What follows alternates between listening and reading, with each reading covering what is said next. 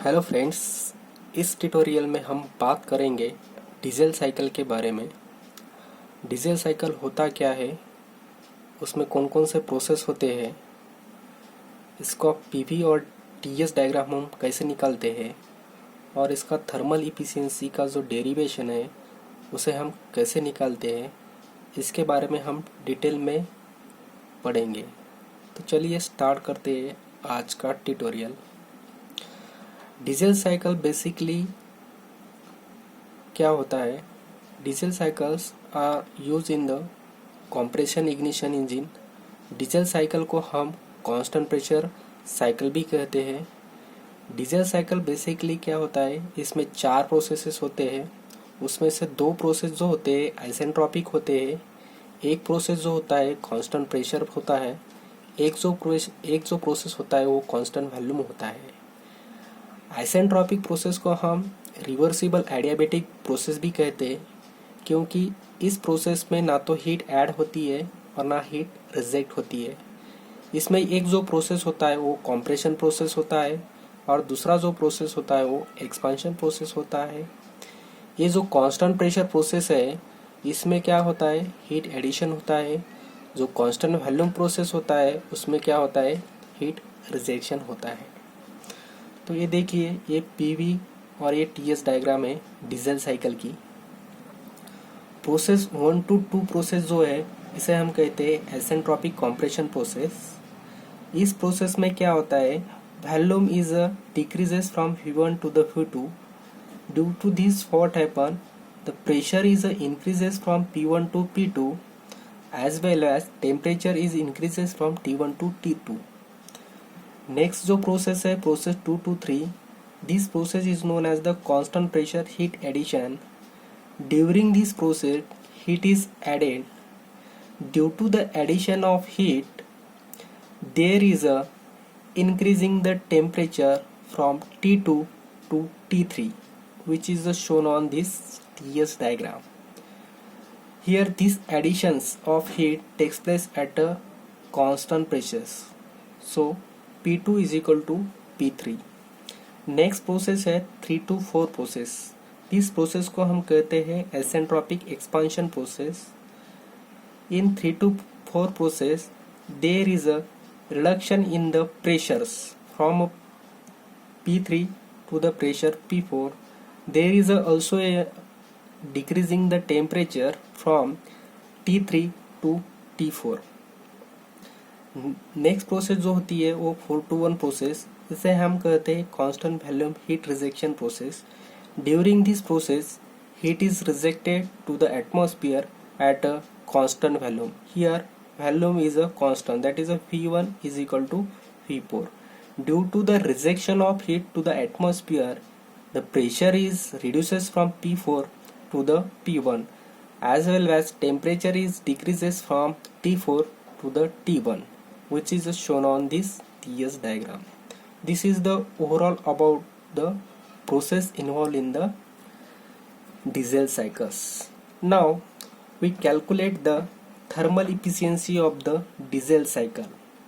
We know that thermal efficiency formula is equal to work done divided by heat supplied. Work done को हम क्या लिख सकते हैं, heat supplied minus heat rejected divide by heat supplied. Heat supply कौन से process में होता है, 2 to 3 प्रोसेस में हीट सप्लाई होता है और हीट रिजेक्शन जो होता है वो 4 to 1 प्रोसेस में होता है। जो हीट एडिशन जो होता है वो 2 to 3 प्रोसेस में एट अ कांस्टेंट प्रेशर में होता है और जो हीट रिजेक्शन जो होता है 4 to 1 प्रोसेस में एट अ कांस्टेंट वॉल्यूम में होता है। तो पहले हम हीट सप्लाई निकालते हैं। Heat supplied is equal to heat supply at a constant pressure, so we can write mCp T3 minus T2। Heat rejected कौन से प्रोसेस में होता है, 4 to 1 at a constant volume में होता है, इसलिए हम heat rejected is equal to mCv T4 minus T1। put the value of qs and qr in this equation number 1. So we get the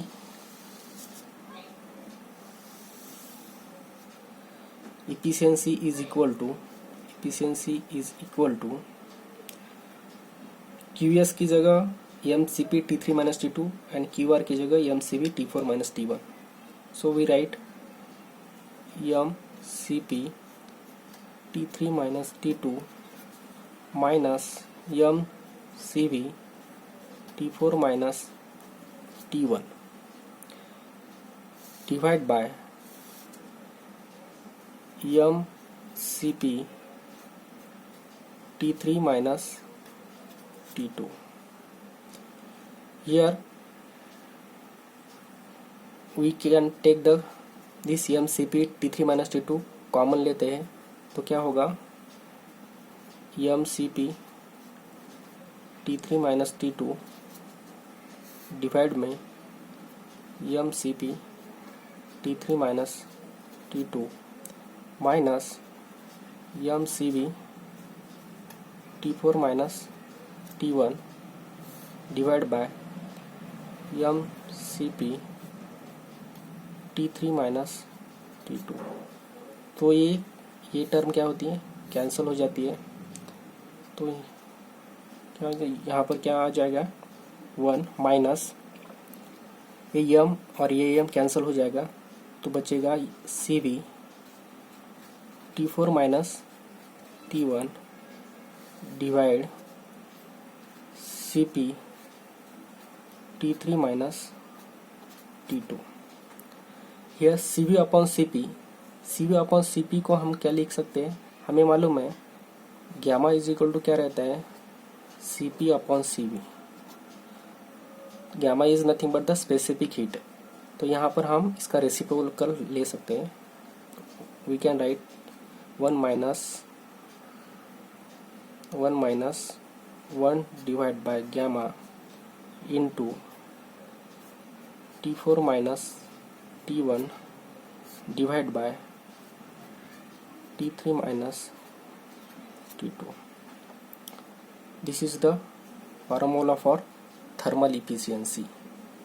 Here we can write 1 minus t4 minus t1 divide by gamma t3 minus t2.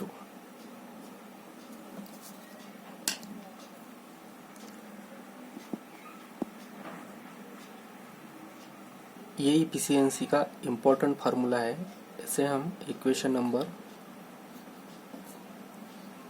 2 देते हैं. तो इस equation में पहले हमको T4 की value calculate करने की है इन टर्म्स ऑफ T1. इसके बाद T3 की value in terms of T1 और T2 की वैल्यू कैलकुलेट करने की है इन टर्म्स ऑफ T1. इसके पहले हम कैलकुलेट करेंगे कुछ रेशो की वैल्यू. तो पहला रेशो है कॉम्प्रेशन रेशो. कॉम्प्रेशन रेशो क्या होता है, volume before compression to the volume after compression. Here volume before compression is nothing but the V1 and volume after compression is nothing but the V2. यहाँ पर V1 बरोबर V4 है, इसलिए हम V1 को V4 भी लिख सकते हैं, V4 divide by V2. Next ratio है, इस कॉम्प्रेशन रेशो को हम डिनोट करेंगे कैपिटल R से. नेक्स्ट रेशो है कट ऑफ रेशो. इसको हम रो से डिनोट करेंगे. कट ऑफ रेशो क्या होता है, वॉल्यूम बिफोर और volume after heat addition to the volume before heat addition. Volume after heat addition is a V3. Volume before heat addition is V2. This is the cutoff ratio. Now expansion ratio. Expansion ratio को हम denote करेंगे capital R1 से. Expansion ratio होता है volume after expansion. Volume after expansion है V4 और volume before expansion है V3, so we write V4 upon V3। Expansion ratio को हम ऐसे ही लिख सकते हैं V4 upon V3 into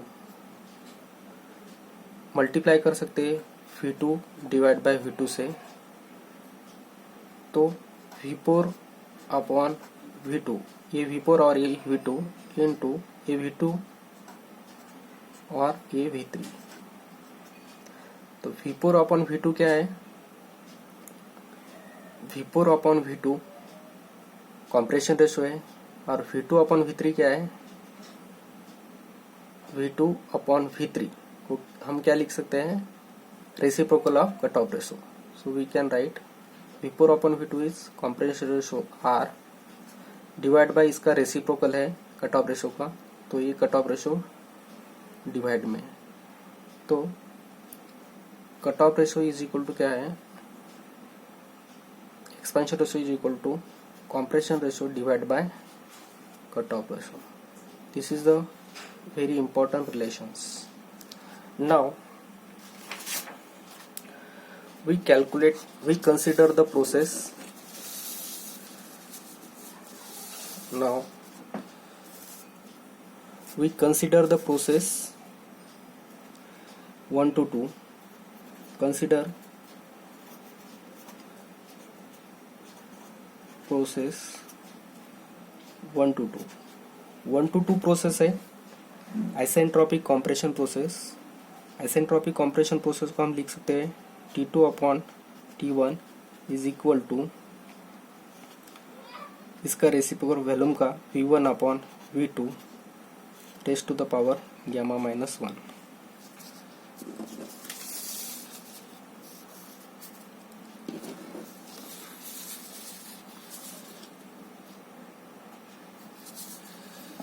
here V1 upon V2, V1 upon V2 क्या है, कॉम्प्रेशन रेशो, तो हम T2 अपॉन T1 को लिख सकते हैं compression ratio R gamma minus 1, और T2 upon T2 is equal to T1 into R gamma minus 1। इसे हम इक्वेशन 3 देते हैं। इसके बाद consider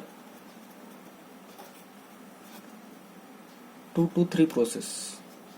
2 to 3 process is nothing ever constant pressure heat addition process. तो apply the Charles law. Charles law क्या होता है,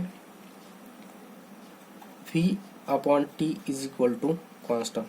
सो ये 2 to 3 प्रोसेस है, तो हम लिख सकते हैं V2 upon T2 is equal to V3 upon T3। तो we have to calculate the value in terms of T3 की वैल्यू कैलकुलेट करनी है, इसलिए हम क्या करते हैं, T3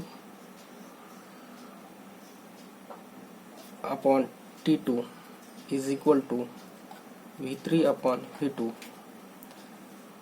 next T3 is equal to T2 into V3 upon V2 means क्या है, कट ऑफ रेशो, तो we can write cut off ratio. This is the important relations. It gives equation number 4. ये T2 की जगह हम लिख सकते हैं T2 की value, therefore T3 is equal to T1 into R to the power gamma minus 1 into this row. It gives equation number 5. Now consider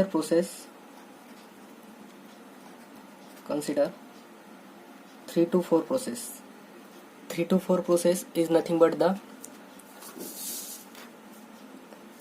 3 to 4 process is nothing but the isentropic expansion process. So we can write T4 upon T3 is equal to V4 upon V3 raised to the power gamma minus 1. ये V4 upon V3 क्या होता है, V4 upon V3 जो होता है expansion ratio होता है V4 upon V3। तो यहाँ पर हम क्या लिख सकते हैं, T4 अपॉन T3 है, तो हम यहाँ पर V3 अपॉन P4 लिखेंगे तो इसको हम लिख सकते हैं reciprocal of expansion ratio gamma minus 1/R1 को क्या लिख सकते हैं हम? R1 बरोबर क्या है? R डिवाइड बाय रो। तो हम इसका रेसिप्रोकल ले सकते हैं इस जगह पे, यहाँ पर आ जाएगा rho divide by R to the power gamma minus 1 T4/T3। Now T4 is equal to T3 into rho divide by R to the power gamma minus 1। T3 की वैल्यू क्या है इन टर्म्स ऑफ? ये T3 की value put करेंगे। T4 is equal to T3 की value T1 into R raised to the power gamma minus 1 into rho divide by R to the power gamma minus 1। T1 as it into ये R to the power gamma minus 1 और ये divide by R है, इसका power gamma minus 1 cancel हो जाता है, तो remaining term बचेगा क्या? Rho to the power gamma minus 1।